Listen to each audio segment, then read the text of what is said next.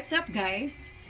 So, yeah, before namin i-update yung living room, which is supposedly the first priority, kailangan na din namin ayusin yung sa kwarto namin kasi yung blinds namin, sira na siya. Halos lahat sira na.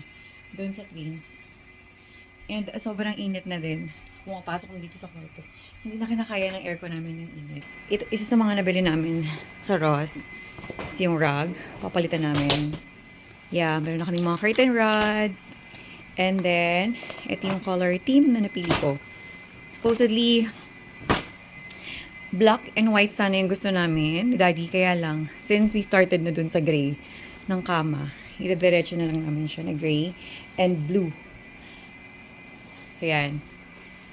Baka magkagamit na rin kami, maglagay kami ng projector. Anything na hindi pwedeng mabasag ng kambal. Sige, ang baby ko. Wow! Tulog na tulog, pagod, kakapamili lang kung anik-anik. Bali, ang color theme namin is the blue, gray, white.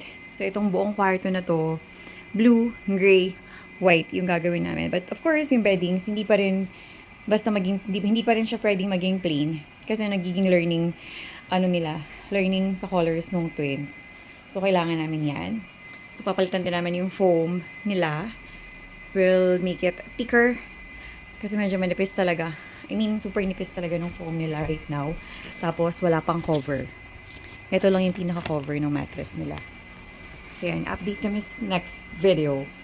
Kung magkakabit niya yan, I'll try kung kaya. Wow! Oh, by the way, mura lang namin nabili mga curtains. Dahil, nga, soros lang namin siya. So, imagine, from 26 down to 16 yung curtain namin.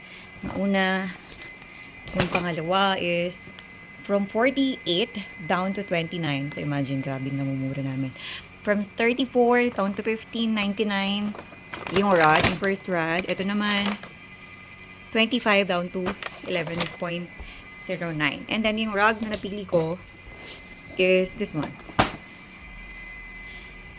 So, 32 down to 16. So, not bad. Lahat ng nakuha namin, sobrang markdown siya. So, anything naman na mabibili mo sa Ross, lahat talaga.